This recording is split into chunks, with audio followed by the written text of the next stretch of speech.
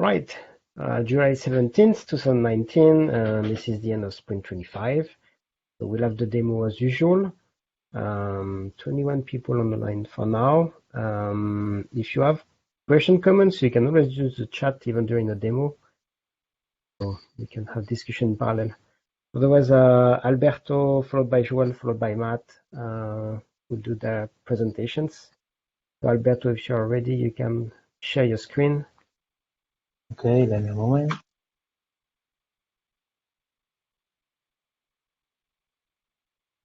Okay, can you see my screen?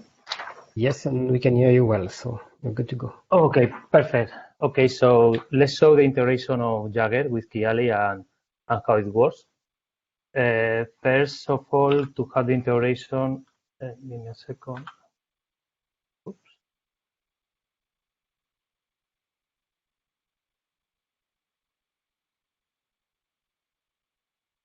Okay, so first of all, to have integration, we must to enable the Jagger integration. Okay, setting through the enable the tracing in the config map and set the endpoint and the service. If we don't set this configuration, Kiali will try to discover this for us. Anyway, if we can see the integration in Kiali, we can go to the Kiali documentation. In Kiali IO, we have here a FAQ with a troubleshooting for the distributed tracing to help you to detect the problems in the integration. And let me a second because I closed it. Okay, so once we have all the configuration for the tracing set, we'll see this distributed tracing link in the menu. So here we have the booking for sample deployed in our environment.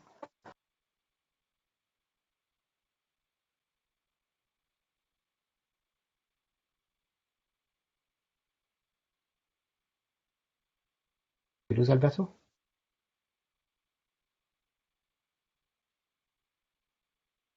Yeah, I guess we lost Alberto.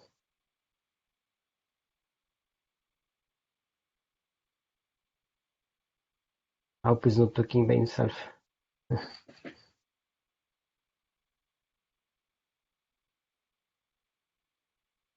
Let's wait a few more seconds, otherwise we'll have to jump to Joel and go back. Yeah, we lost Alberto.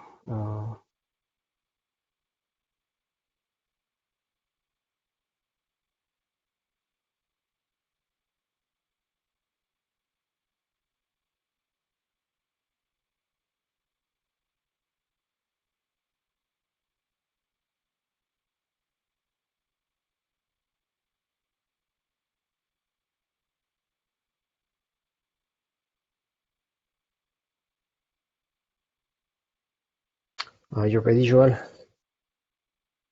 Yeah, okay, so I can go. Yeah. If Alberto doesn't come back, so okay, I'm presenting the next. So let me share my screen.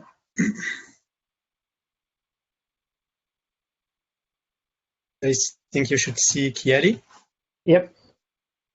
And we wanted to show you something that is not merged yet, so it's not ready, but you can have a preview of what's going to happen next. So this is about the Patternfly 4 migration. You know that currently Kiali is using Patternfly 3 library for the design, and and then there is this migration to Patternfly 4. And here I want to show the charts in particular. So if I go to any application, for instance, and I show an inbound matrix, so this is the old charts. This is how it currently looks like. And in this other window, I have deployed with the new Patternfly charts. And it looks quite different, as you can see. Well, here it is. So this is the new charts, and Under the hood, it's using a different library. In Patternfly 3, the charting library was a C3 chart, and in Patternfly 4, it's Victory chart. So I don't know all the reasons for that move in Patternfly, but it changed a lot of things for us because all the data that we have to pass to the charts are different. We have to process them differently, and so it's quite a lot of work to do the migration. And an advantage is that Victory charts is designed from the start with React, so it's using React from the start, whereas C3 charts was not using React, and it was like bundled into a React component, but it had some drawback. It was more difficult to maintain, I think. So that's one of the advantages. Another difference is that here, but this is something that we can change if we want. We are using area charts, whereas before we were using line charts. So this is still up to discussion. I'd like to get feedback on that if people prefer area charts or line charts. But anyway, we can change whenever we want. And else, well, the other functionality are not different. So we can still group metrics by label, for instance, or things like this. I think that with the C3 charts we were using previously, I suspect that there was some kind of memory leaks, but I'm not totally sure when the page was open for a long time.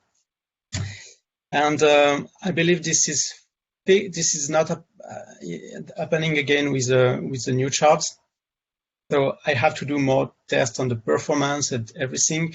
What I can say for now is that the new charts are taking more memory, but it doesn't leak. So it does not. I don't see over time the memory amount increasing. So I have to do more performance tests about that, but I think it's going in a good way. Yeah, and I think, well, there's still different things to be fixed before we can merge the pull request.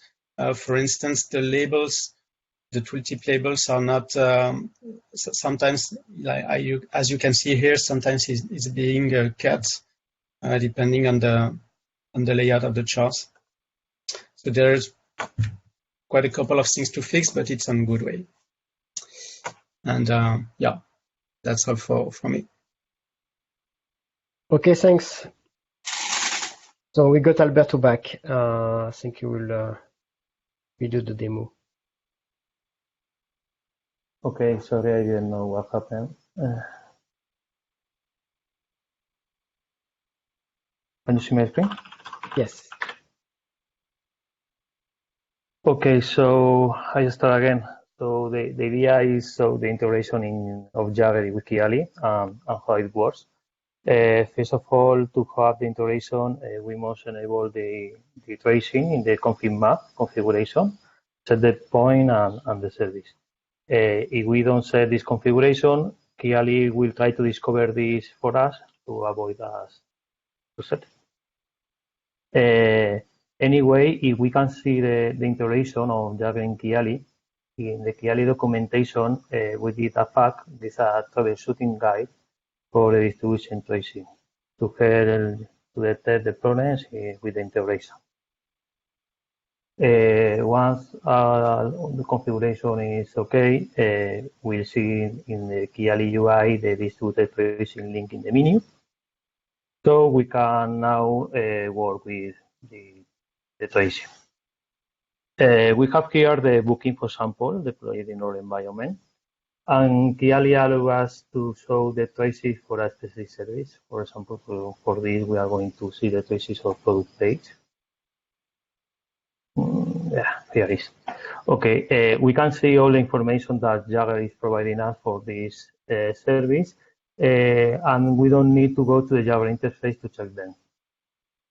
We can also see the spans for each trace. For example, for this one, we can see that we have here 8 spans, and we can expand information to check all the information about each span. Like for example, this one, we can check the tags. We can improve this kind of information. For that, for example, we can check the STO documentation about the trace context propagation.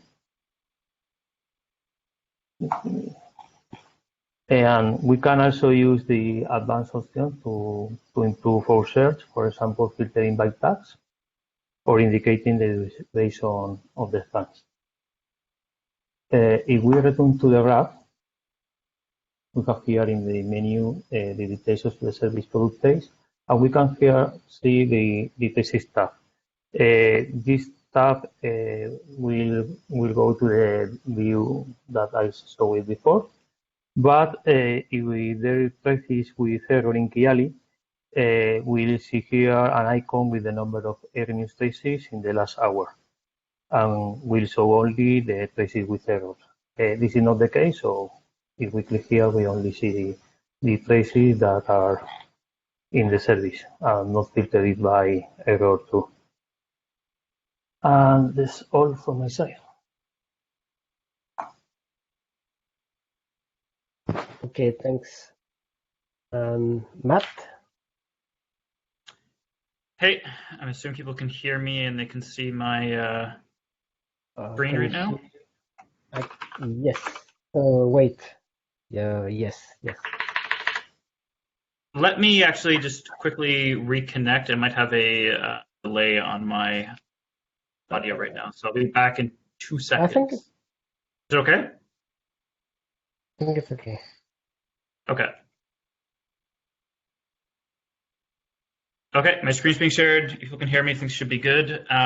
So part of the sprint, we've been working on doing some improvements to the Kiali operator. Part of this has been working with the Maestra team, so you can now use Maestra to configure and set up Kiali that goes through the Kiali operator. In the past, Maestra itself would actually configure and set up Kiali, but now it's using the Kiali operator itself to do that, which is quite nice. So in the past, we've had Kiali part of Operator Hub. So if you go into Operator Hub, you can find Kiali in here, which is good. You can go through here and follow the instructions for how to install it. What's changed in this sprint is if you're running OpenShift 4, if you go through and go into Operator Hub in here, you can now also have Kiali show up in the OpenShift 4 console directly and follow through in here on how to install it if you wish. So I've been working on improvements there. Other than that, there's been some improvements to the website. In the past, we had a getting started and a prerequisite section for how to install and get Kiali up and running. These have now been combined into a single document to kind of streamline how to get started with things. You might also know that we have a new FAQ page on Kiali. So people are having, kind of questions about things or want to, look at some of the common issues or questions people have. They can come here. These just usually link off to the other documents where they can find more information. As part of our website improvements, there's also a few other things like the developer API looks a bit better now on the screen. Before it was a little bit too skinny, wasn't using the space very well. That's now been improved.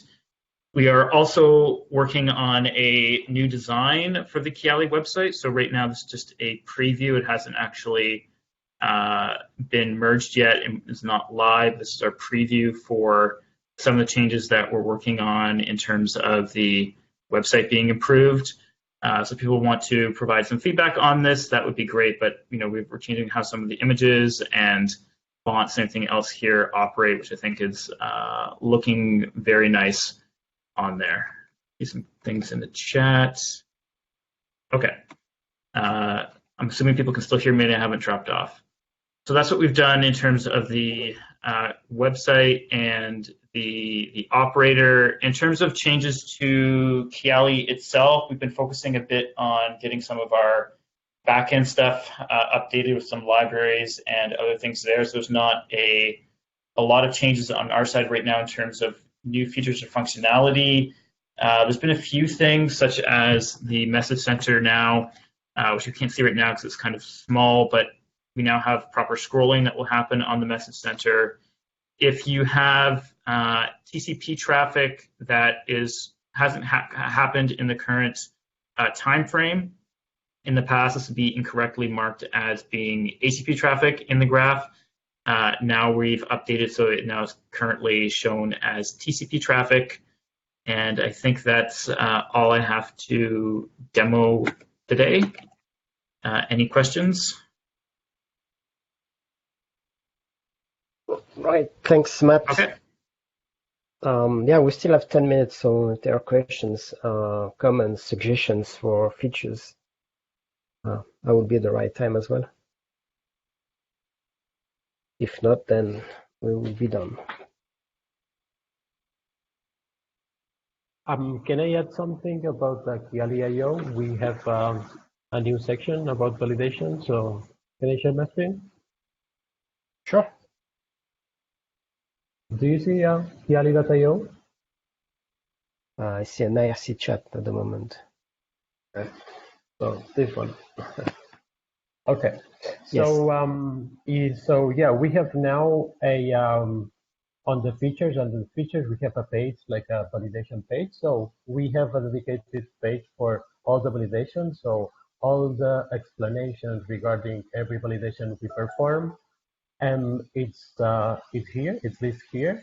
And what is fancy now is that we have like a proper like description what is happening and how to fix that, and also the severity. So it's really easy for the users to understand what's happening for each validation. You see one example embedded here. You don't have to download any file as we had before. So yeah, I think it's really easy now for the users to understand what is happening in every validation. Also, like here, see the validation source code for the ones willing to contribute, and also the links to the documentation. So yeah, I think there's a really good point for that. Yeah, and that's from my side. Yeah, and what I was trying to say is that if we can make, I mean, the efforts to document it is great.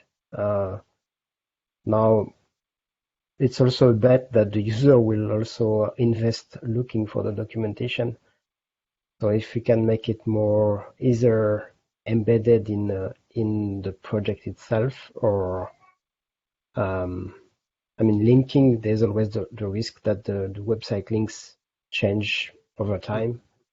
But something that makes it easier for the end user to figure out when they have the validation error, what it really means. Yeah. I mean, personally, I've seen this. I've seen the errors. I didn't know what they mean. Honestly, I didn't even think of googling the error much. But some will do it. But if we can embed that directly in the project for more detail, that's always, I think that's better to make sense. But it's good that we have that at least documented. All right. Any other comment? Oh, actually, Heiko just said the same thing, pretty much. All right. If nothing else, then I'll stop the recording. It will be available on YouTube later. Usually we show the video with the blog post announcing the new release of Friday. Thanks everyone.